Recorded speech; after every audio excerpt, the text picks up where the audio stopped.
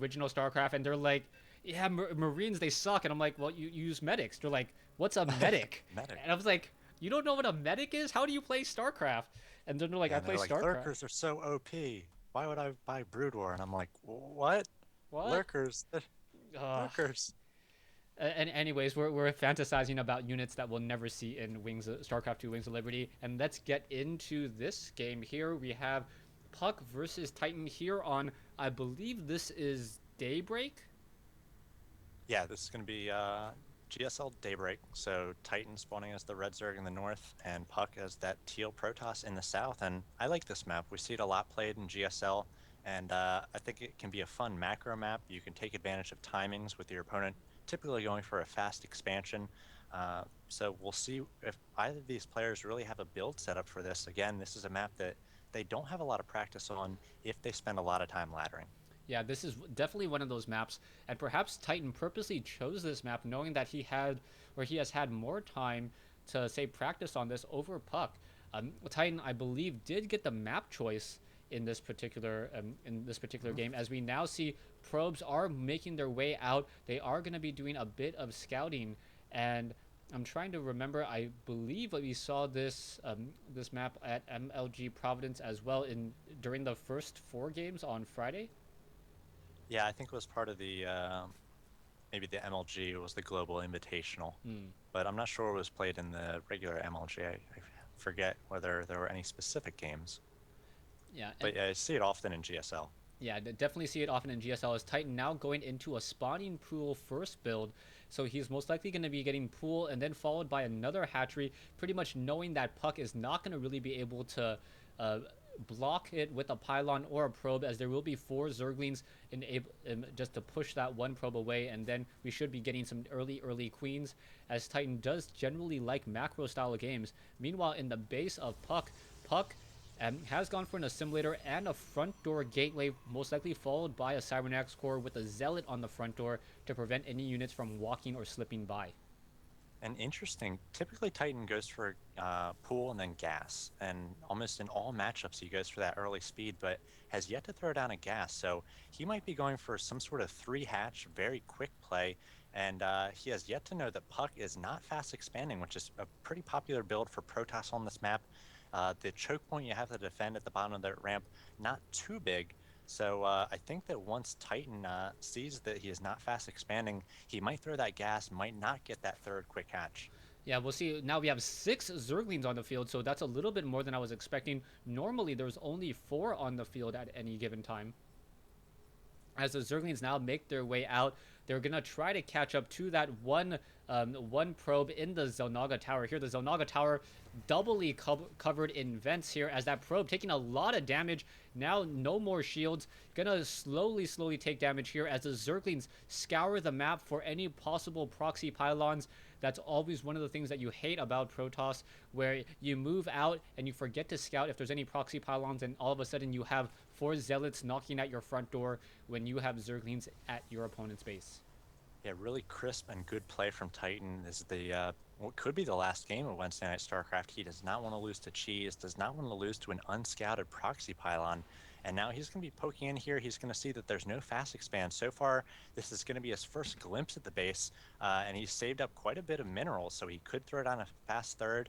But now that he sees the one base, I imagine he's going to be spending those minerals on maybe a second gas or maybe an early evo chamber or just a ton of drones on his 2 base. Yeah, so it's most likely going to be 2 bases. As you mentioned, you can already see a lot of drones being trained. I believe a creep tumor was established, so Titan going to quickly connect these bases here.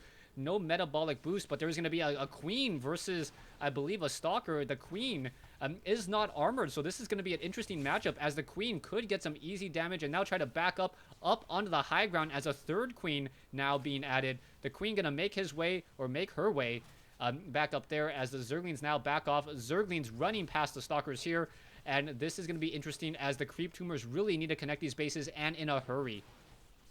Yeah, we see that Puck had scouted there was no gas, so he knows that Zergling speed not going to be done for quite a while. So Zergling's off of creep, very, very slow, especially against Stalkers without that speed. So Puck taking advantage, putting some damage on this hatchery. We've got 3 Stalkers now, and Titan's going to have to choose a moment here where he attacks with his Queens, defends with these Lings, and Puck might be able to get away from this one without any damage. Yeah, oh, Titan accidentally transfused with the, or sorry, injected with the one queen that actually had 50 energy. I think that was a little bit of a mistake there. Won't be able to transfuse as Titan's hatchery now down to half-life. More Stalkers coming in, but the Zerglings are going to get in a good surround here, and the Stalkers are going to be forced to retreat. They are getting pinned up against the back here. One Stalker taking a lot of damage. That one Stalker seems a little bit confused, doing a Dragoon impression as Puck Stalker now backing off there down to 8 hit points. And Speed's still not any closer to finishing. He's got about 30 in-game seconds, so he cannot lose this hatchery. We'll see whether Puck is able to focus this down. Now with 4 Stalkers, that hatchery could go down in about 10 seconds. It's down to about 20% health, down to about 15, now 10% health, pulling all these drones, and if he focuses down this hatchery, it could go down. That hatchery, 3 HP, he needs one more shot, he gets it. And Puck gonna retreat with these 3 Stalkers. Titan says missed.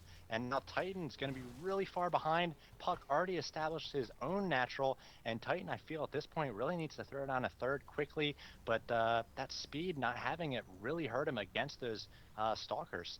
Yeah, I was waiting for that transfuse, and I knew, and I know that Titan knew that he really needed to hit it, and by not hitting it, it really hurt him in the long run. Titan now wandering around with this Overlord doesn't see the Stargate, and this is going to be a problem as well as he's going into Roaches. Roach is obviously not very good against Void Rays. Drones now doing a bit of that walk of shame, trying to get back into this as we are now sitting on 36 probes versus 46 drones. So the drone advantage still very much in favor of Titan, but will he be able to fend off the next attack is going to be the key question. He's not activating the Xel'Naga towers. I'm not quite sure why, as he would be able to spot these Void Rays coming in. Yeah, second Void Ray being chronoed out here, and it will join its brother a little bit late. We do already have a number of queens out, 3 queens, so they will be able to handle these Void Rays, spending a lot of that extra energy that they wanted to use on Transfuse on these creep tumors. So Titan going to be spreading creep. A smart move by Puck immediately checks that third. So if Titan had thrown down a third quickly, like I said, he might have needed to, it would have been taken down by the Void Rays or maybe taken down very low, and Titan can't afford to lose any more hatcheries. Yeah, taking a look at the total losses are actually fairly even right now. 700 compared to 675. Harvester count 47 compared to 49. So really, Titan is not that far behind. If he can set up a macro hatch, which he is already doing, he's very much in this game. And Puck, if he doesn't realize that Titan isn't too far behind, may be banking on his previous victory, which really in the long run wasn't that much. Yeah, I mean, I feel like Titan did lose several minutes there of mining, so he is behind. At this point, you'd want to be about 10, maybe even 12 food, 15 food ahead of your opponent.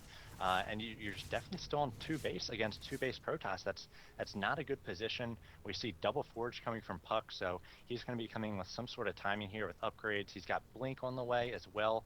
So if he chronos out these upgrades, he could come with a very nasty 2 base push here with Void Rays and Blink Stalkers. Yeah, and in this time, very interesting, Titan also opened up the front door here by taking down these destructible rocks, so that ramp is now very, very wide open. The Void Ray is going to try to come back in. There is 2 queens and a Spore Crawler coming in, and the queen should be able to push away those Void Rays once more.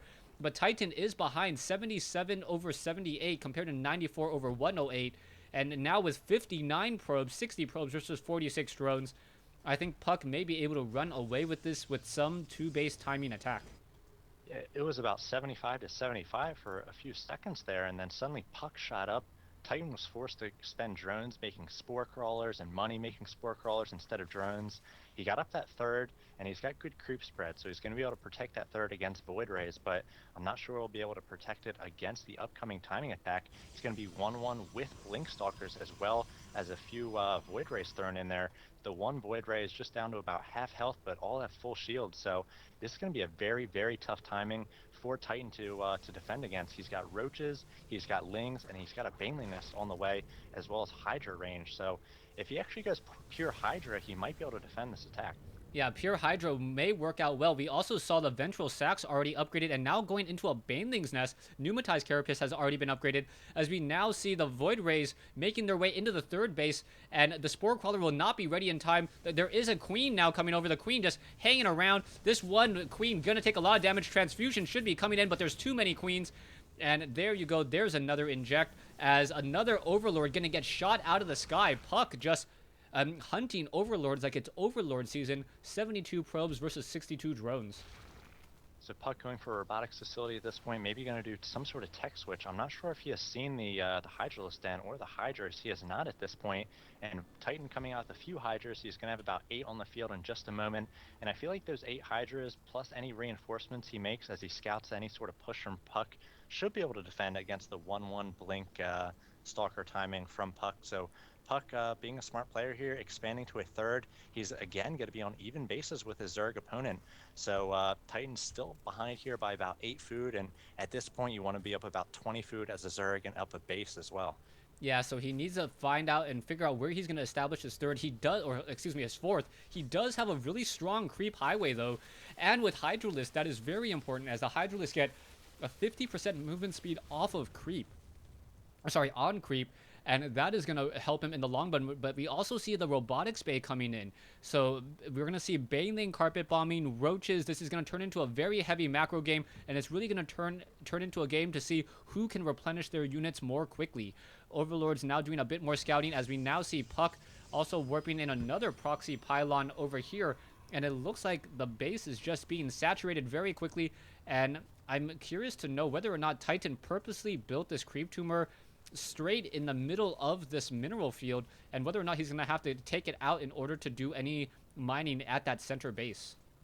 And Puck doing a nice job here. He has swapped over to Robotics Bay. He's going to be coming out with Colossi. Extended Thermal Lance already on the way, so I'm not sure if he knows he had forced Hydras there, but we've got a number of Lings and Banelings coming in for a Carpet Bomb here. We'll see how much damage along with Roaches they're able to do. A big drop in Puck's main. They're going to focus down this Robotics Bay immediately, so that's going to stop the Colossi production. That's going to stop Extended Thermal Lance, and we've got a lot of Banelings and we've got a lot of probes here, and the Banelings looking to do some damage. Only 4 probes killed so far, now up to 12 probes. Another Baneling does go off. That's 13 probes and a no Robotics Bay focus down yet.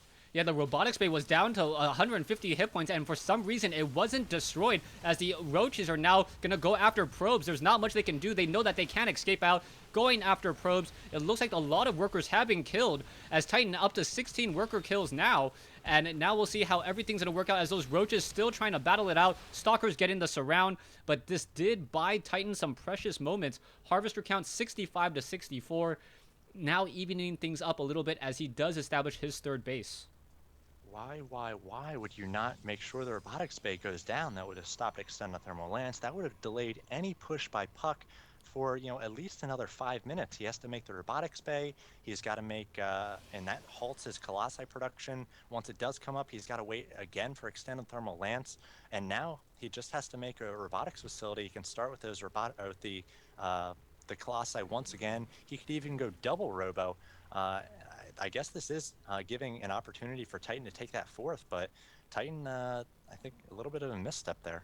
Well, right now Titan trying to take a playbook out of the take a play from the Terran playbook, attacking at the third base, and now also dropping in the main base once again. And we'll see how much damage he's going to be able to do. The Protoss Death Ball can only be at one place at one time. And now the Death Ball is being split up a little bit more. Zerglings running rampant. Robotics Bay has been taken down. And it looks like Pylons are going to get taken down. Are we going to have a tactical retreat? Puck does have a lot more food right now. And a retreat is in order, as the Stalker should be able to blink underneath and take down some of these units.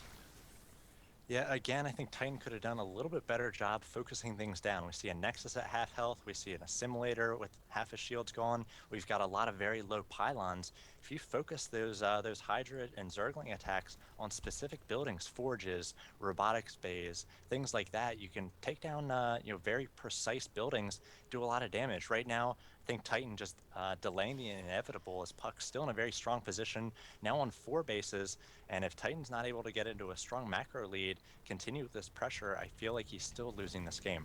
Yeah, what's very interesting right now is if you take a look at the food tab, it's 177 compared to 166. But if you take a look at the army resources, and Puck is almost double his opponent in both aspects. So that is really disheartening. As we now see 71 drones from Titan, meanwhile 55 drones probes from Puck. So Puck having a much larger army, but he won't be able to replenish his units nearly as quickly. The Hydralisks are not upgraded at all. So 0-0 upgrades compared to 3-3-0 upgrades on those Stalkers, and I think it may just be those upgrades, as Puck has a larger standing army and his units are more powerful.